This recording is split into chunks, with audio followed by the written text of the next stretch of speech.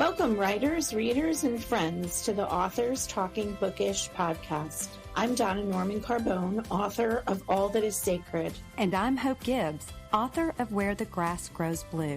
We're two debut writers traditionally published by a small publishing house, bringing to you all the experiences that we as authors learn the hard way, so you don't have to. We'll give you insights from the inception of a book idea to publication and beyond. And along the way, we'll share our love of books from the writer's perspective.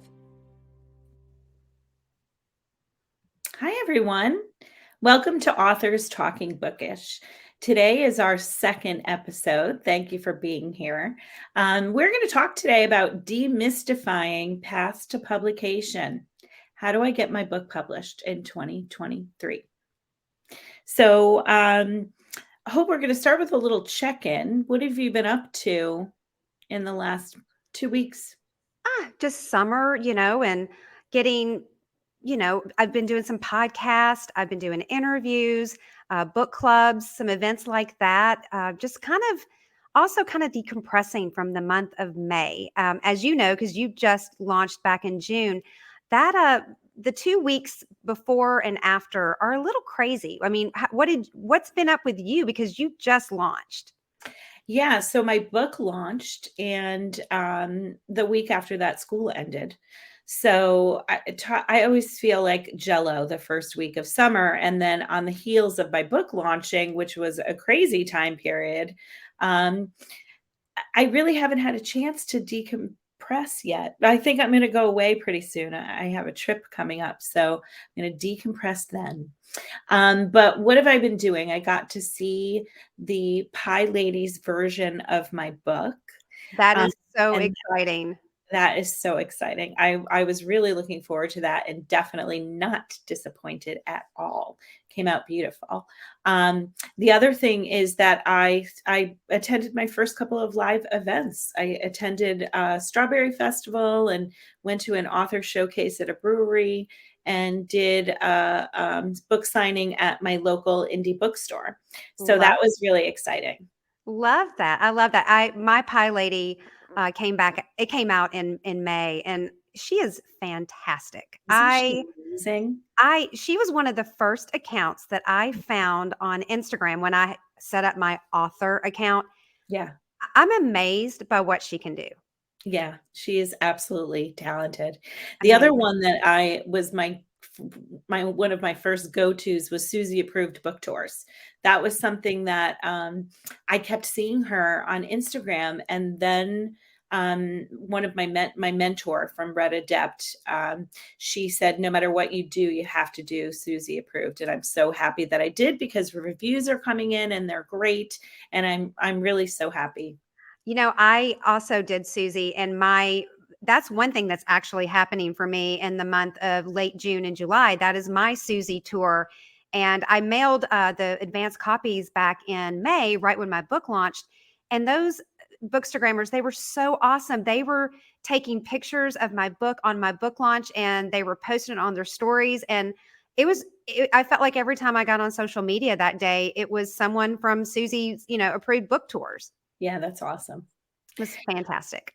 So we're going to dive in today to our topic. We're going to talk about the main ways to get a book published. So you want to just give us an overview, and then we'll jump in? So Donna, I don't know about you, but I was very naive when I went into querying my book, my manuscript. Mm-hmm. I thought there was really only two ways. I thought you had to go with the traditional big, I think it's big 4, big 5. I mean, and you also have to figure out how you're going to count Amazon, because they have their whole imprint, because they're getting huge, or self-published. And so I really didn't know that there were so many other ways to do this. And I kind of started playing catch up as I was querying. And so that was the other thing that I found it very interesting, that there are different types. There's small presses. I didn't even know what a small press was, and that's where I ended up publishing. So there's small press, there's hybrid publishing. There's so many different options. And so today we're just going to kind of explain the different ways you can publish. There are pros and cons with each one of them. And so why don't we just get started, Donna? Why don't you take it from the top with traditional publishing? Okay. So I, like you, didn't realize there were so many publishing options. I remember thinking, I'm going to go traditional. That's really the only way to go. And so I started querying agents. And, with traditional publishing, they are big publishing houses that are tried and true. They've been around for a long time. They have very wide reach. I remember when I signed on with my small press, she said one of the reasons why Barnes and Noble doesn't carry our books in hard copy in the store is because we don't have the money as a small press to buy the tables that are bought by the traditional companies. So, their reach is much wider.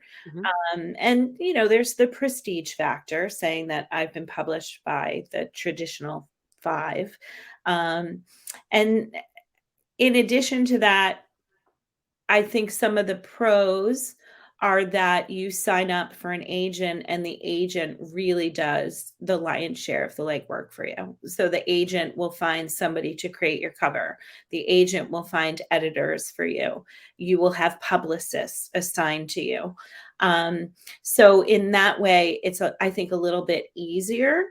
But I also think some of the cons are that you might have a little bit less control in terms of what goes on your cover, or, kind of, where your book is going to be marketed or who your editors are going to be. Your book goes out on sub. And so I know that they, other publishing companies kind of bid on your book to accept your book. So just because you sign with an agent doesn't mean that your book is 100% going to get published. Yeah. And just to let people know, if you are going traditional, you do have to have an agent. So before it's not like you can just query these publishers. You have to first get an agent, and then they have to do kind of like the querying process over again. Then they submit to editors at these publishing houses. Yeah. I totally lost my train of thought, but I'm going to get it back. I think one of the things about being traditionally published is that when your book is released, it has a much wider breadth. So, you will get on those big tables in Barnes and Noble, and you will have a book tour that's already organized for you, and your publishing company will often pay for your book tour, or a good part of it. One of the downsides is that your royalties are less because your book is paying for the agent and the editor and all those different strands.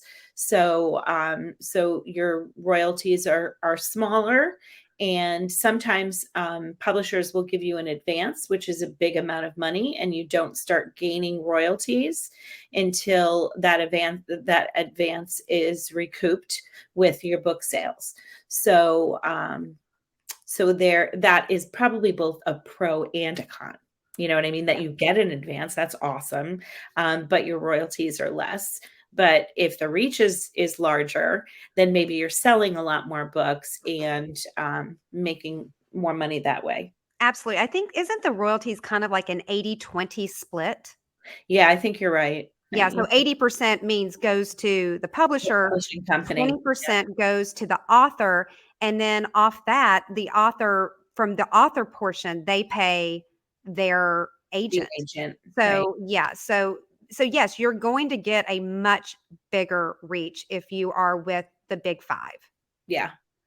Do you want to talk about the difference between the big 5 and the smaller presses? So a small press was something that I really didn't know about until I did a webinar with the WFWA. That's the Women's Fiction Writers Association. And so they're presses, they're small presses. They are considered, as I'm correct on this, Donna, it is considered traditional publishing, even though it's with a smaller press. Yeah. So the things it's called indie publishing, though. Exactly. Like a small independent press. And so with smaller presses, a lot of people have agents. Some people, some of those small presses, will take people who have agents. But the great thing about a lot of the small presses is that you can submit without the agent. Without, if you didn't want to go the route of trying to find an agent, because it can take years to find an agent. Rejections left and right. And so with a small press, one of the things is you can directly submit to the publisher. The other thing with a small press that is very, I would say was a big pro for me is that oftentimes, unlike with traditional publishing, the book gets to market a little faster. Now, it can still take up to 16 months to sometimes even 2 years. But sometimes with traditional publishing, it can take 3 to 4 years to get your book from the time that they say, yes, we're signing your contract. So with small presses, you can get your book out into the market sooner. Also, with a smaller press, you're going to have a little bit more. You're gonna have a little bit more say because it's a smaller staff. You also get to know them. And also with the royalties are usually different with a small press. Sometimes it can be 50-50 versus 80-20. Yeah. One of the other differences too that I found, because I have queried agents Mm-hmm. and I have also queried small presses, is that oftentimes an agent, because they get so many queries a year, request a small sample of your writing, like maybe 5 pages. Oftentimes, a boutique publisher or an independent publisher will request 25 pages right off the bat, sometimes even the whole book. Yeah. So I think the mindset of the agent is that if you don't hook me in the first 5 pages, I'm going to find somebody else who does. Whereas a boutique or an independent agency, if it could take you sometimes longer than 5 pages to really hook your reader, which I'm assuming our audience is full of readers. And, sometimes it takes the first couple of chapters to really kind of get hooked into a book. So I think in that way, I think a smaller publisher, one of the benefits is that they read a much larger portion, if not the whole book, before they give you an acceptance or a denial. And just for the record, we are both with a small press. We are both with the same small press. So Donna, why don't you talk about another option, which would be self-publishing? Sure. Actually, I queried 2 novels. So this is the novel that I just had come out. All That Is Sacred is the second novel that it was actually the first novel. And then I put it aside for a while, reworked it and requeried it. But in between, I queried another novel that I had written. It was a rom-com. And I easily got over 100 rejections between the 2 novels that I queried. And so I was querying All That Is Sacred. And I just, I kind of was nearing that 50 mark. And I thought, I really want to put this book out into the world. I really believe in this book. I'm passionate about it. So I might think about self-publishing. And so I think self-publishing years ago, there was a taboo that if you self-published, the book wasn't good. I think that taboo is pretty gone because more and more people are self-publishing. There are so many independent authors out there. And so I started researching like heavy. I was doing some webinars. I was reading everything that I could. I actually reached out to a cover designer and I reached out to an editor because I was going to hire those people to do my book. So I think one of the benefits to self-publishing from the research that I did is that you have total control over everything. That's also one of the drawbacks because you are in charge of everything. So you need to either know how to do all the skills to publish a book, or you need to hire people and depend on other people who know those skills to hire the book. So the big drawback is that you have, the big benefit is that you have complete control and you get 100% of the profit. So, I think if you are someone who kind of is savvy in the way that you have confidence in yourself on how to format a book, how to create a book cover, or how to seek people who can do that for you, I think self-publishing should be um, a very attractive option for Yeah. you. Yeah. And so then there's also a fourth option. And this was an option that I had never heard of until once again, I listened to a webinar on the WFWA, and it's called hybrid publishing. Yeah, I hadn't heard of it either. Yeah, I had never heard of it. And so when I started querying my book, I started querying my book back in July of 2021. And it was the very end of July. And I got my first rejection, I think 48 hours after I sent it to an agent. I sent out, I think maybe 10, 15 queries.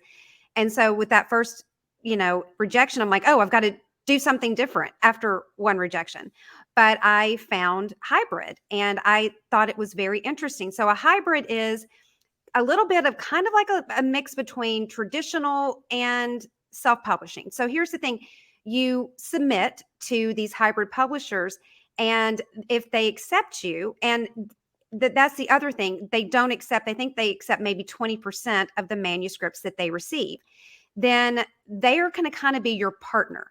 You're going to put up the money for your book, and it can sometimes range between $5,000 to $10,000 to $20,000.